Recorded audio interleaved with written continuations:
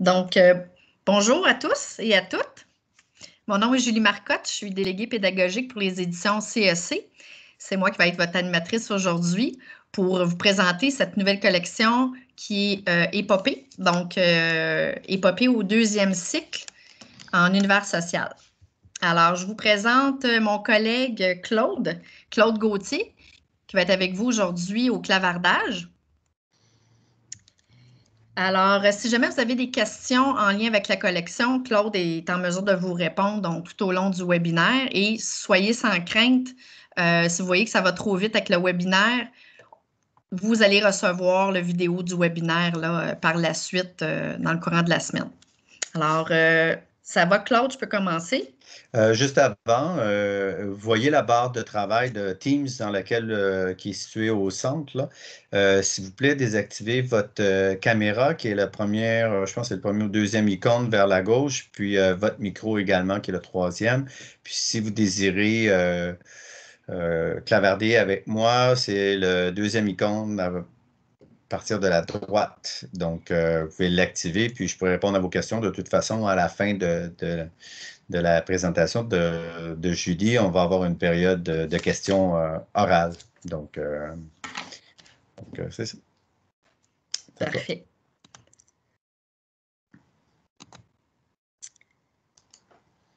Claude, est-ce qu'on voit bien mon partage? Non, pas encore. OK.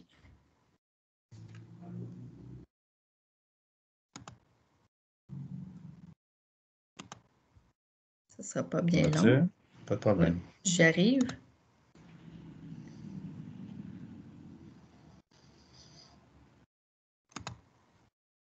Là-tu dans tes...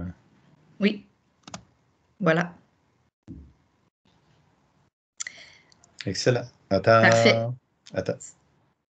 OK, vas-y. Parfait. Alors, on va débuter. Les années antérieures, j'imagine que vous aviez déjà reçu des codes de produits CEC.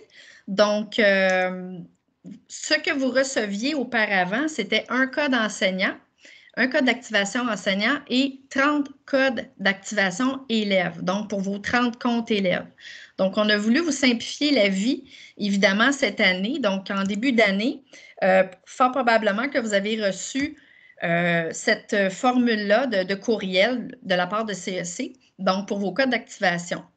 Alors, vous avez reçu un code d'activation enseignant, donc un code de 8 lettres.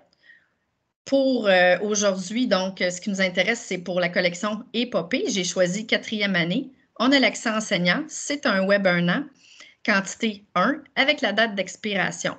Et par la suite, vous avez le code d'activation web pour l'élève, pour les élèves. Donc, c'est un seul code d'activation pour web 1 an, quantité 30. Donc, je vais prendre mon code. Je vais l'activer dans mon compte.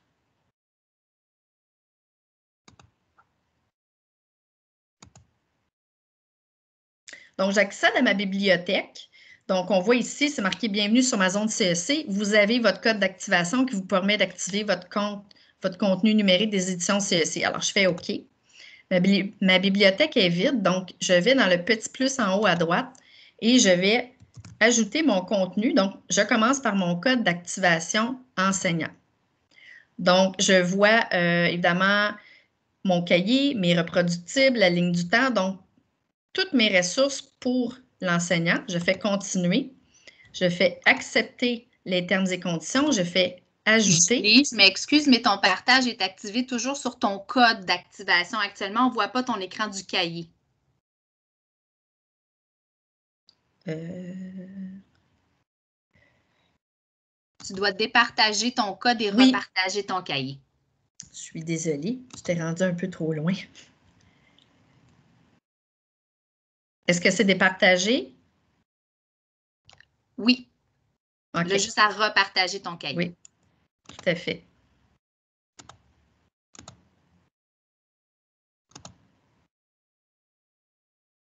Ça ne sera pas bien long. Est-ce qu'on voit le nom d'utilisateur? On est toujours dans ton courriel actuellement. Dans le code que tu montrais tout à l'heure au début, on n'est pas dans le cahier en ce moment. OK.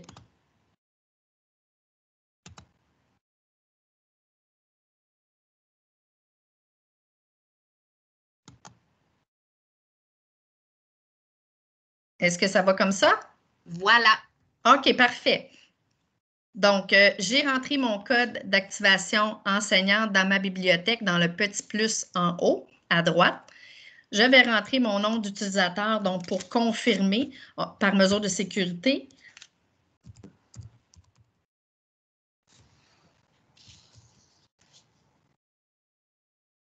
Voilà, donc quand mon nom d'utilisateur devient blanc, ça veut dire que c'est correct. Je fais continuer. C'est indiquer vos contenus numériques ont bien été ajoutés. Y a-t-il des contenus élèves associés à ce code? J'indique oui. À ce moment-là, j'écris mon code d'activation élève.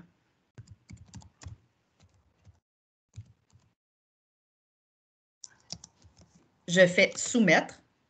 Je vois à ce moment-là les ressources que les élèves vont avoir dans leur compte, le cahier, les suppléments numériques et les exercices interactifs. Je fais continuer. Donc, ici, tout va bien.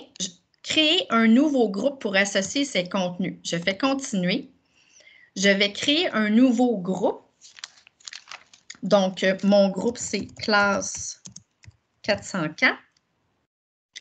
Je vais entrer un mot de passe commun pour tous les élèves du groupe.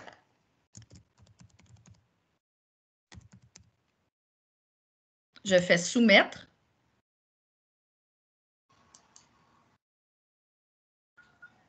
Donc, bien important d'écrire le mot de passe pour les élèves, donc parce que vous ne reverrez plus ce mot de passe-là. Par contre, bientôt, vous allez recevoir un courriel qui va vous indiquer votre mot de passe. Je fais continuer. Alors, mon groupe classe 404 a bien été créé. J'accède à mon groupe. Tout va bien, Claude, pour le moment? Oui. OK, parfait. Donc, vous voyez ici, automatiquement, en rentrant le code d'activation élève, j'accède à mon groupe de 30 élèves. Donc, j'ai ma classe 404 ici. Comme vous pouvez voir, j'ai mes élèves de 1 à 30, mais ils sont vraiment en ordre aléatoire, là. Ça peut être élève 1, élève 10.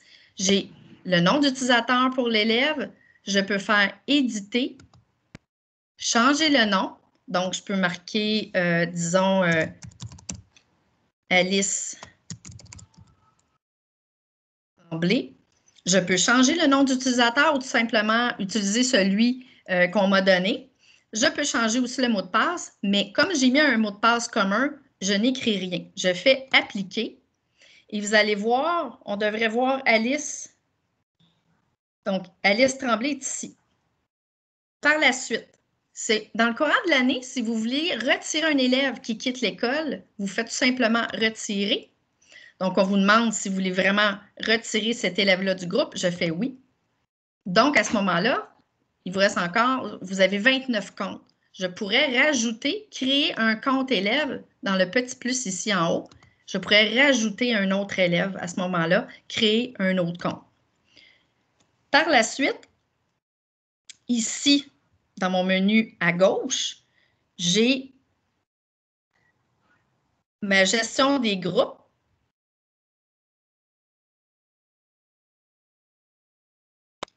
Donc, j'ai géré ici, bon, création d'un compte élève. J'ai géré les contenus associés. Donc, si jamais vous voulez rajouter dans les comptes des élèves, ici, j'ai épopée 4e année. Si jamais vous voulez ajouter une matière en français, une autre collection, vous allez recevoir un code d'activation élève de 8 lettres. Vous allez l'ajouter ici. Ajouter des contenus avec un code d'activation élève et vous allez faire associer. À ce moment-là, dans le compte des élèves, on va avoir les deux collections, tout simplement. Si jamais vous vous êtes trompé dans la démarche, vous n'avez pas entré, disons, le code d'activation enseignant et par la suite le code d'activation élève, vous voulez recommencer, on fait supprimer le groupe, on recommence à ce moment-là. En supprimant le groupe, on réactive le code élève, le code d'activation élève, il redevient disponible et vous recommencez tout simplement la procédure. Je vais vous montrer les réglages et résultats pour les exercices interactifs. Je vais tout simplement aller dans ma vignette des exercices interactifs.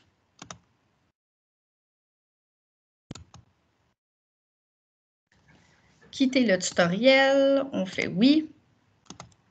Donc, ici, j'ai ma collection Épopée avec mes vignettes de l'enseignant. Je vais dans ma vignette exercice interactif.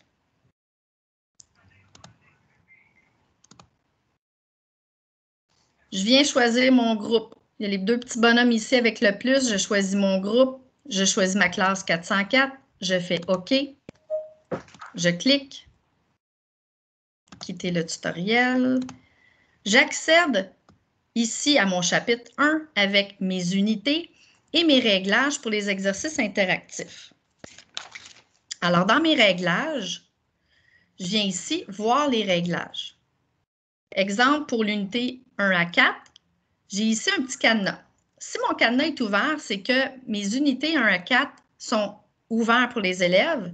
Et si je clique sur le cadenas, si mon cadenas devient rouge, mes exercices interactifs sont verrouillés. On peut mettre en mode formatif.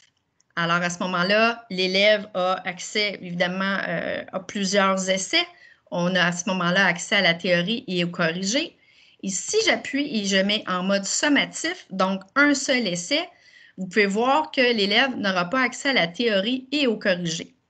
On peut faire aussi les questions en mode aléatoire. Ici, ce sont les réglages plus détaillés.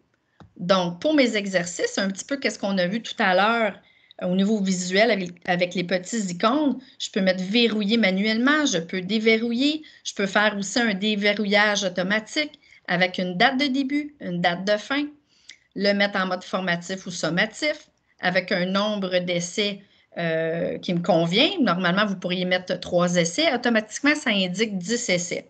Je peux afficher le corrigé après 1, 2, 3 essais. Je peux indiquer la théorie, si évidemment c'est disponible, et je peux mettre en mode aléatoire.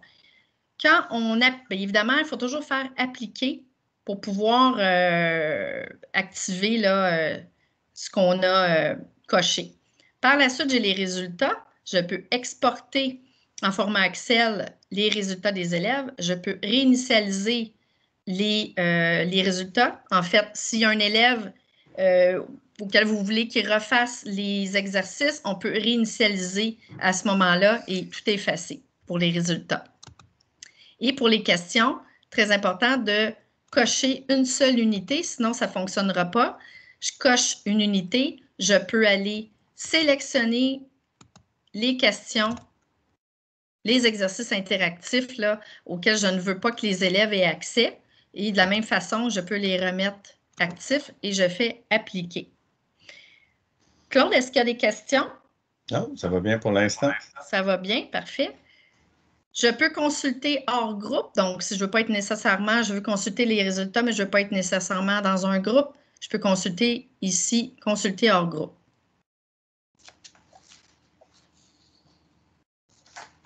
Alors, je vais vous montrer les vignettes de ma collection.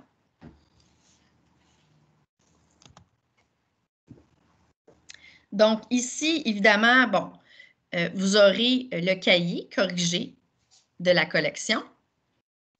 Dans les 3 petits points ici, très intéressant, vous pouvez réinitialiser vos notes de l'année. Si vous annotez votre cahier, vous mettez des notes à l'intérieur, on peut les réinitialiser, donc tout effacer. J'ai ma date d'échéance de mon produit, 30 novembre 2021, pardon. Donc, ainsi, si jamais vous avez plusieurs collections, c'est très facile de voir c'est quoi la date d'échéance. On a les reproductibles, on a la vignette reproductible. Dans mes reproductibles, j'ai des exercices supplémentaires, des projets et des évaluations. Pour les exercices supplémentaires, on en a environ 2 à 3 par unité. Les projets, on en a 3 et on a 8 évaluations. Je vais vous montrer les exercices supplémentaires. Je vais vous montrer un exemple.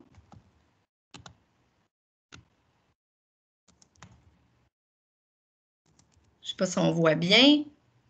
Donc, c'est un exercice supplémentaire de l'unité 1.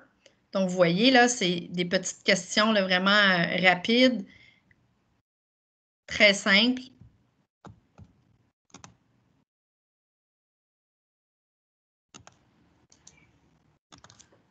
On a aussi des projets.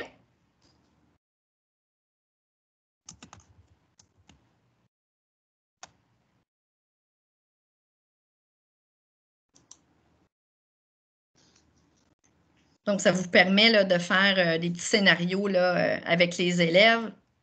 Ça peut être aussi très intéressant. Il y en a 3. Et pour les évaluations,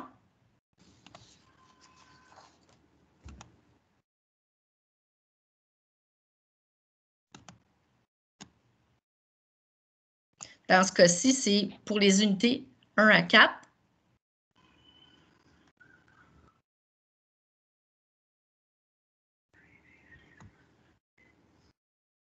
Voilà. Par la suite, on a la ligne du temps. Pour le moment, ils sont en train de bonifier là, cette vignette-là. On devrait avoir le tout sous peu. Donc, on a une ligne du temps là, que vous pouvez présenter aux élèves. On va avoir des suppléments numériques. Dans les suppléments numériques, on va avoir un carrousel d'images et des cartes muettes, donc 15 cartes muettes. Pour les vidéos, on a, en début de chapitre, on a un vidéo, en fait, on a un vidéo d'ouverture de chapitre et on a un vidéo, entre autres, d'Alexandre Béliard, qui est chanteur. Donc, pour les besoins de la cause, je ne l'ouvrirai pas parce que vous n'entendrez pas la chanson. Donc, ça, c'est vraiment intéressant. C'est toujours en lien avec les personnages, entre autres, du cahier. Je vais départager, je vais vous montrer une vidéo récapitulative qu'on a par chapitre.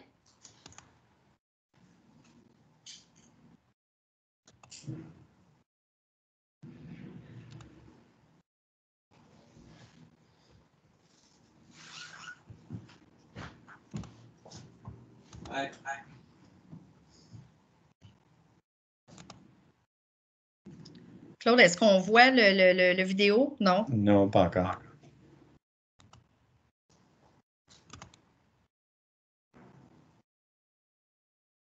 Oui. Là, on le voit. On le voit? Oui. Bon, je vais partir de la vidéo.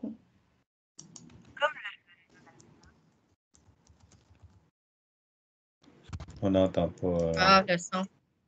J'ai oublié mon son.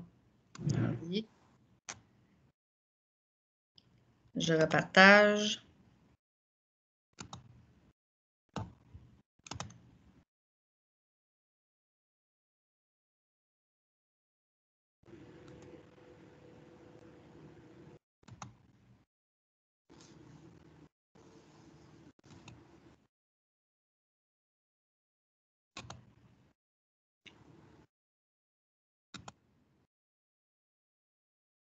Est-ce qu'on entend, Claude, le son?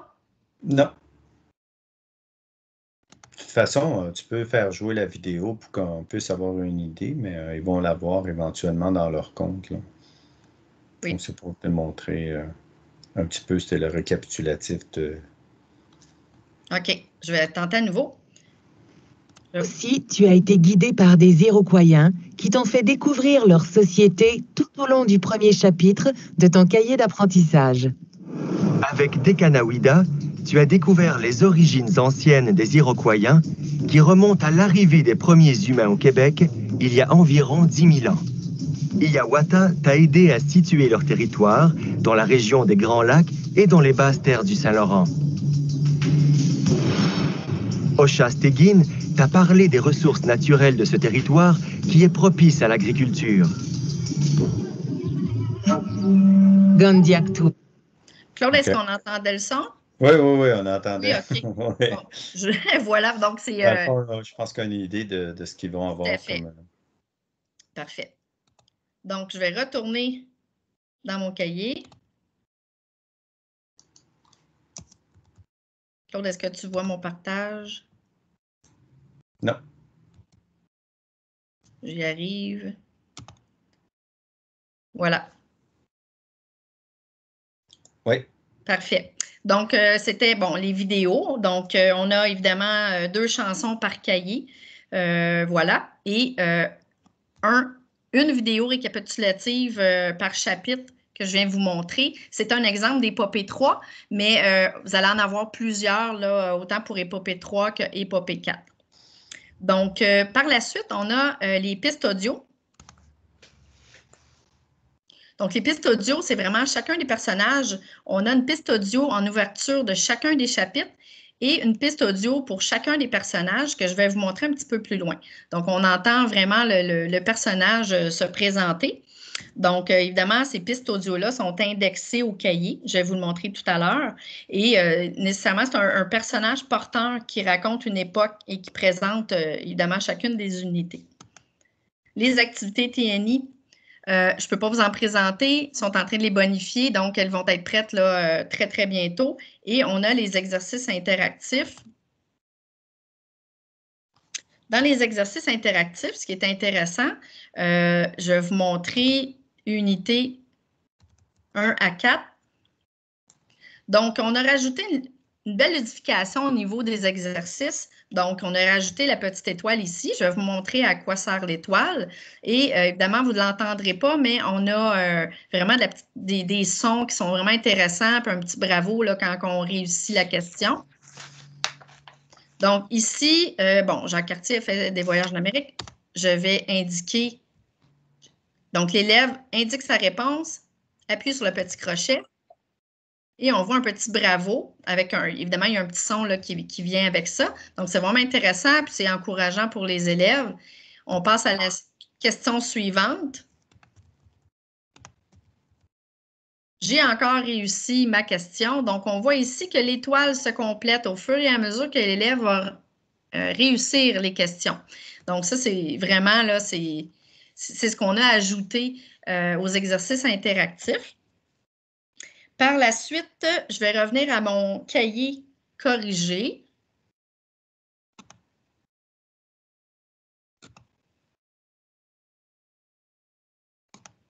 Je quitte le tutoriel.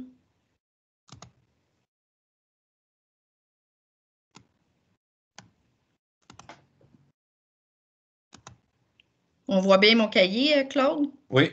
Parfait.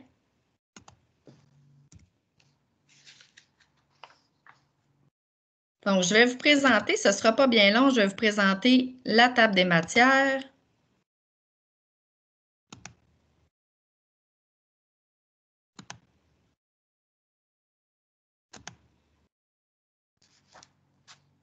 Donc, ici, évidemment, pour les besoins de présentation, je suis en 4e année. Donc, je vais vous dire, évidemment, là, les différences avec le cahier de 3e année. Donc, en 4e année, on a 3 chapitres. C'est présenté sous forme de 3 chapitres et on a au total 28 unités. Donc, évidemment, les 28 unités suivent le calendrier scolaire. Ça, ici, c'est pour la 4e année. Et en 3e année, on a 4 chapitres et toujours 28 unités. Par la suite, je vais vous présenter le chapitre 1.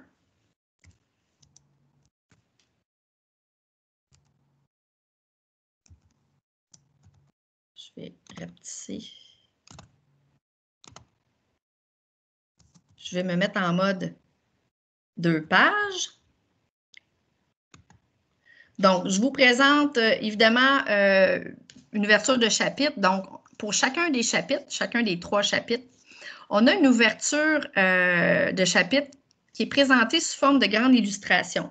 Donc, évidemment, l'illustration met en scène des personnages et des éléments présents là, de l'époque qui sont vraiment en lien avec le sujet qui est proposé dans cette unité-là. Donc, on a ici un texte explicatif de la scène. Et on a évidemment le petit icône en bleu ici, c'est l'audio qui est présenté pour le texte. Juste ici en bas, on a des questions ouvertes. Donc, évidemment, pour que vous puissiez avoir de belles discussions avec vos élèves. Et évidemment, ça suscite l'intérêt pour la notion à venir pour les élèves. On a toujours ici en bas de la page la ligne du temps. Donc, qui permet évidemment de situer chronologiquement là, chacun des événements marquants de l'histoire.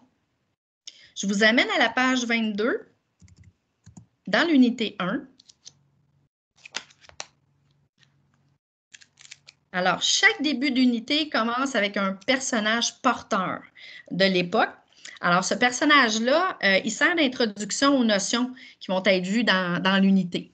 Donc, ici, on a Jacques Cartier. Évidemment, l'élève va lire la bulle, mais on peut le faire parler aussi. Donc, il se présente. Vous allez évidemment, il y a une tonalité, il y a une voix, il y a de l'expression. Donc, ça rend évidemment le sujet beaucoup plus intéressant. Et on a ici un hyperlien. Donc, l'élève va cliquer sur cet hyperlien-là. À ce moment-là, il va pouvoir avoir un petit peu plus d'informations. Donc, un hyperlien qui est en lien avec Jacques Cartier. Donc, c'est de l'information supplémentaire. On a de petites questions à répondre, souvent accompagnées d'une carte. Et on a la notion ici en haut avec la ligne du temps. Donc, évidemment, le personnage, on en a plusieurs. En troisième année, évidemment, ce sont des personnages. On a les Iroquois, on a des groupes autochtones. On a mis l'emphase sur des groupes autochtones de différentes nations. Et autant en troisième année qu'en quatrième année, on a mis l'emphase sur l'histoire des femmes, donc la place que les femmes ont pris à cette époque-là. Donc, c'est vraiment très intéressant. C'est ce qu'on retrouve dans notre collection à nous. Alors, j'ai les pistes audio ici. Je vous amène à la page 73, qui est la fin de mon chapitre, donc pour ma révision du chapitre.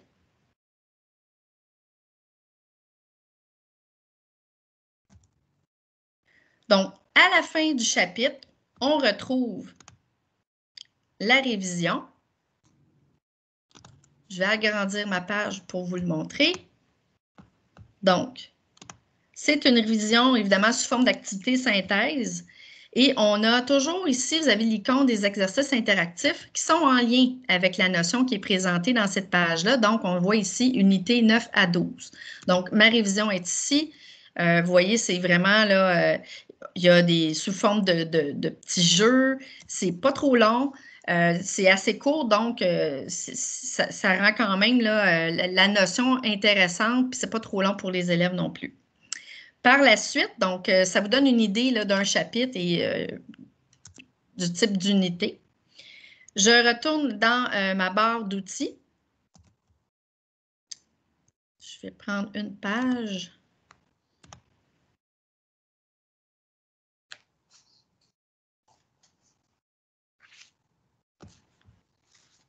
Donc, j'ai ma barre d'outils ici en haut que vous retrouvez dans votre cahier. Et évidemment, si vous avez un TNI, elle va se présenter aussi sur votre tableau là, interactif. Alors, j'ai ma barre d'outils ici en bleu. Donc, évidemment, vous avez vu tout à l'heure, je pouvais rapetisser, fermer ma barre d'outils si jamais vous ne voulez pas la voir et vous voulez avoir vraiment à votre cahier en entier. On peut la mettre horizontalement ou à la verticale dans le cahier. La petite flèche, c'est vraiment pour, si vous avez sélectionné plusieurs outils, pour réinitialiser, là, enlever complètement les outils. Ici, on a le zoom. Donc, évidemment, si je suis à l'avant de la classe et qu'on a des élèves qui sont à l'arrière, je peux aller sélectionner la partie qui m'intéresse. Et à ce moment-là, les élèves peuvent voir tout de suite le numéro que je veux présenter. J'ai ici le zoom pour rapetisser ma page. J'ai mes modes d'affichage, donc pleine page.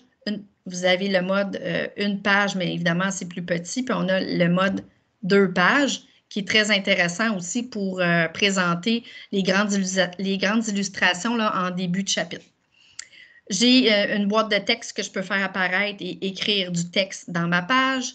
J'ai le crayon ici, je peux choisir ma couleur, mon type de trait. Je peux évidemment là, souligner ou écrire des trucs. Ici, j'ai un surligneur. J'ai mon efface. Je peux tout effacer. Donc, on me demande ici sur quelle page. Donc, évidemment, ma page de droite. Le petit cœur, je vais vous le présenter tout à l'heure ici dans mon gazon pour les favoris. C'est si je clique sur ma page, disons, je choisis ma page de droite, mon cœur devient blanc. Et si je vais dans mes favoris, je vois que ma page reste affichée dans les favoris. Donc, à ce moment-là, je peux m'y référer par la suite.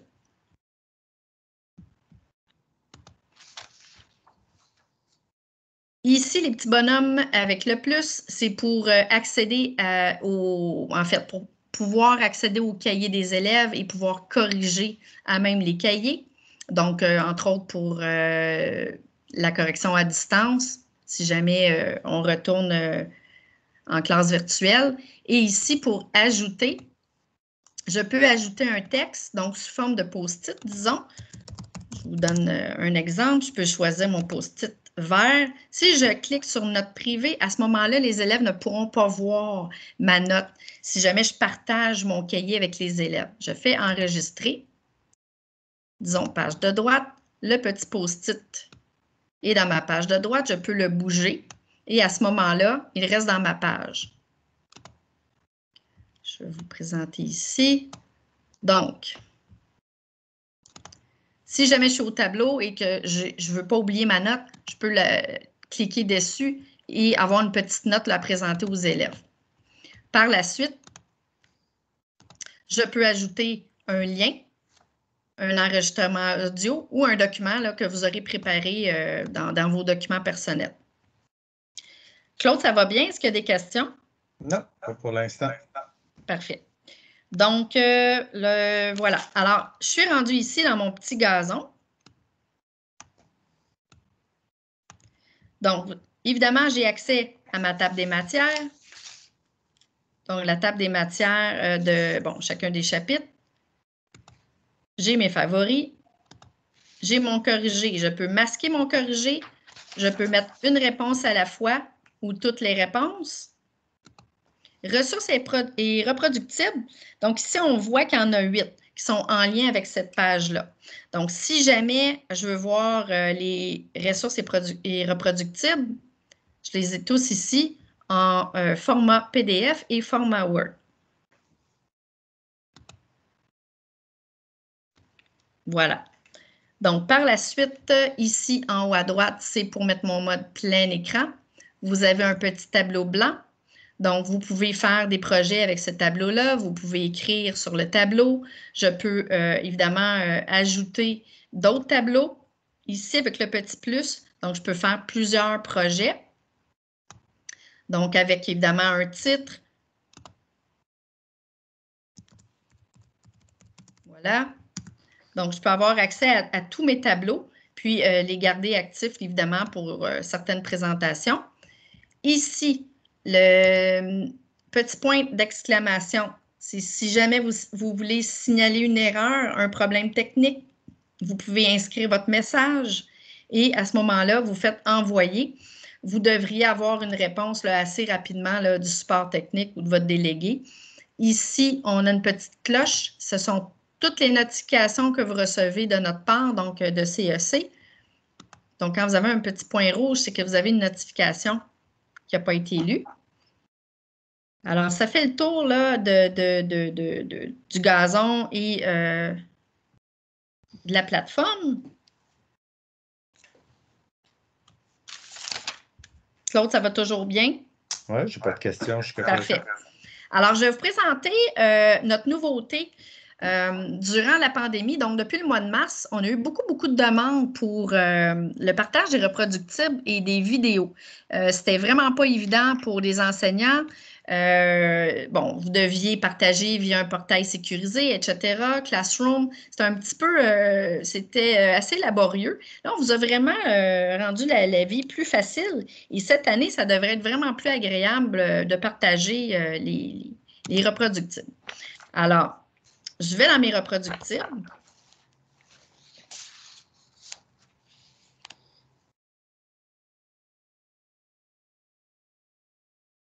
Je choisis mon groupe ici en haut avec lequel je veux partager les reproductibles. Je fais OK. Je clique à nouveau.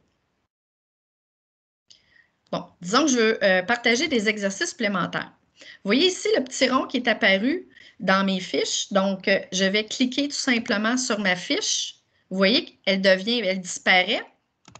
Ça veut dire qu'elle est automatiquement transférée à l'élève.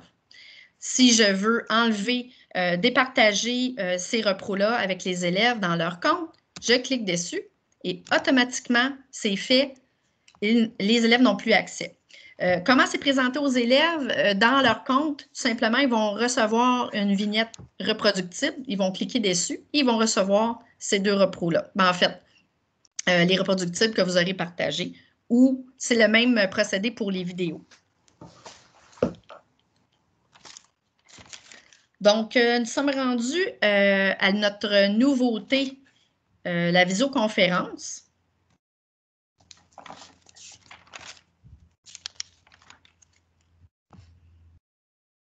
Claude, je vais départager et aller dans mon autre compte.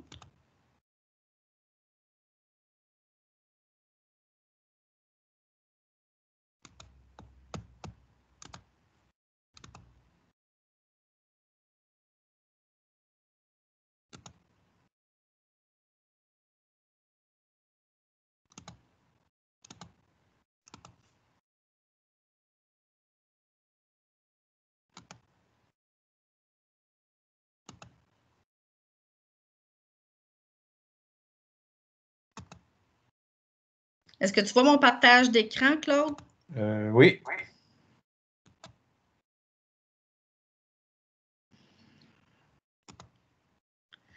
Alors, je viens dans mon compte. Ici, dans le petit menu hamburger, bon, évidemment, vous avez vos onglets. C'est nouveau cette année, vous avez la classe virtuelle. Donc, la classe virtuelle, je clique sur classe virtuelle. Je vais vous montrer comment procéder là, pour ajouter un cours virtuel. Alors, j'ai le petit plus ici en haut. Je clique dessus. J'indique le titre de mon cours. Alors, ça peut être le cours, je ne sais pas moi, les explorateurs.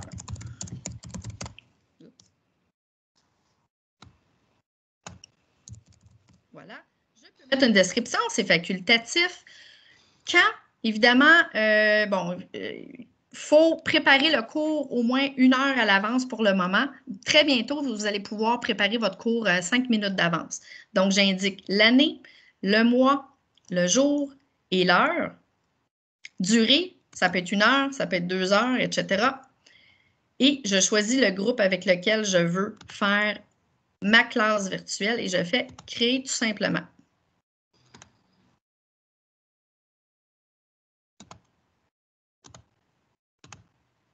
Oups. Bon, annuler. Alors, j'en ai une qui est déjà préparée là, pour les besoins du webinaire, donc en date d'aujourd'hui, pour ma classe 404. Alors, ce que je fais, Claude, je vais départager.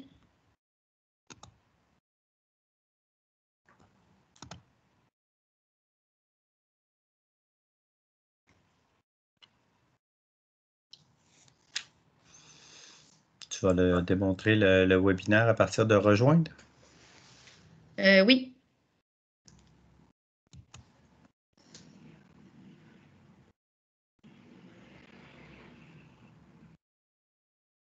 Ce ne sera pas bien long. C'est en chargement.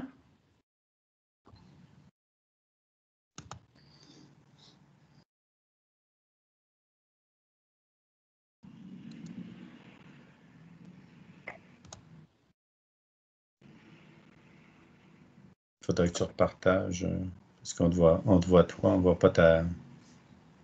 Ce sera pas bien long. C'est en chargement. J'espère que ça va fonctionner. Juste désactiver ta caméra, Julie. Oui, tout à fait.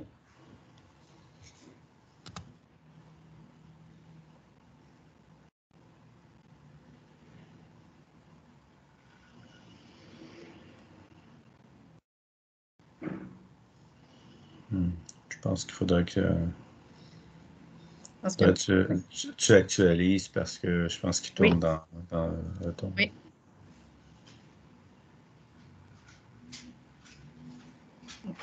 Rejoindre à nouveau.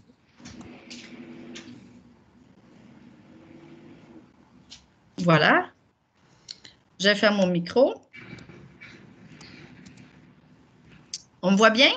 Oui. Bon, parfait. Alors, voilà, c'est aussi simple que ça. Habituellement, ça prend vraiment pas de temps. Donc, pour les besoins de la cause, j'ai fermé ma caméra dans Teams parce que j'ai la caméra du webinaire, en fait, de la classe virtuelle. Alors, pour la classe virtuelle, vous me voyez ici, alors je fais démarrer le cours. Vous avez ici vos modes de caméra. Donc, bon, là, je suis en mode caméra, on me voit évidemment. Donc, ici, j'ai mon mode de partage d'écran. Donc, je peux choisir l'intégralité de l'écran. Je peux choisir des fenêtres d'application à présenter.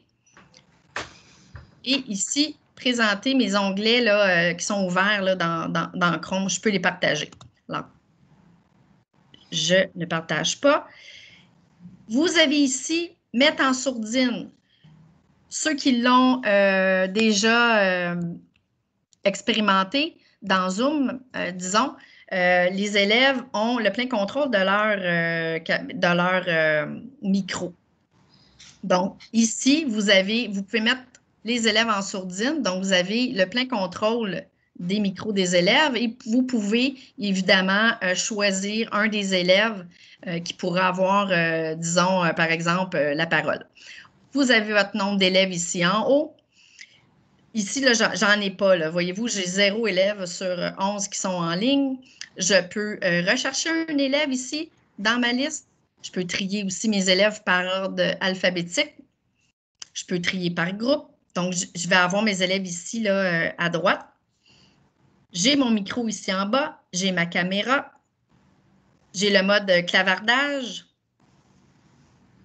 Je peux enlever la liste de mes élèves. J'ai mes paramètres. Et ici, quand votre classe est terminée, vous avez le mode fin. Bientôt, on va avoir la main levée. Ça devrait arriver sous peu. Vous allez avoir les petites mains levées là, de vos élèves, là, ceux qui veulent prendre la parole, et aussi le chat, donc pouvoir partager, échanger avec vos élèves. Voilà. Alors, je vais mettre fin à cette classe virtuelle. Julie, juste avant, je voudrais juste ajouter, est-ce que tu peux retourner dans tes participants pour expliquer un peu comment ils ont accédé à ce... Retourne dans ta fenêtre où on voit les élèves. Les élèves que vous voyez, ce sont des élèves que quand vous avez créé votre groupe au départ avec le code, automatiquement, ces élèves-là ont accès à la classe virtuelle. Les élèves qui vont être en ligne avec vous, à ce moment-là, leur nom va être en surbrillance, tandis que si on regarde présentement, ils sont en grisante parce que naturellement, on n'a pas d'élève qui est connecté simultanément. Mais dès que vous allez pouvoir en même temps voir, puis avoir la possibilité de prendre les présences de qui est en ligne avec vous pendant la classe virtuelle. Donc, c'est tout. Excuse-moi. Merci, Claude. C'est un ajout, c'est parfait. Alors, voilà. Alors, je mets fin à la classe virtuelle.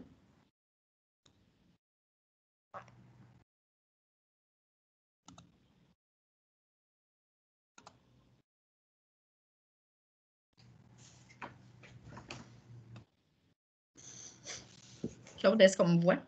Oui. Parfait. Alors, je vous ai parlé de la visioconférence. Évidemment, au primaire, c'est peut-être pas quelque chose que vous allez utiliser tout de suite. Par contre, on ne le souhaite pas, mais si jamais il y aura confinement, ça peut être vraiment intéressant avec les élèves. C'est pas difficile pour les élèves de l'utiliser. Même en bas âge, je vous dirais 4e année, là, ça peut être utilisé. Puis, vous allez avoir vraiment beaucoup de plaisir avec les élèves. Vous allez être à même le cahier, pouvoir travailler dans le cahier avec eux directement, en même temps qu'eux. Alors, pour le webinaire, c'est terminé. Je vous ai parlé, on a fait le tour de la collection ensemble. Je vais vous montrer, pour vous aider là, durant l'année, vous aider à trouver votre délégué pédagogique. Une façon bien simple de trouver votre délégué.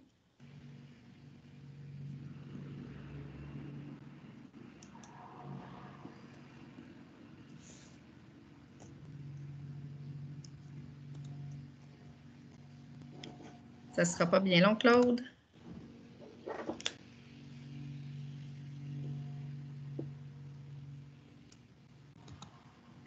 Claude, est-ce qu'on voit ma page? Non, tu n'as pas partagé ta page des éditions CEC, hein, je pense.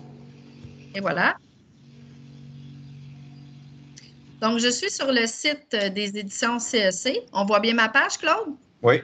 Parfait. Alors, vous avez ici en haut trouvé votre délégué. Si vous n'êtes pas certain du délégué que vous avez, là, on est vraiment par secteur. Donc, vous avez tous les délégués ici par secteur avec nos cellulaires, nos courriels. Donc, c'est très facile de nous repérer.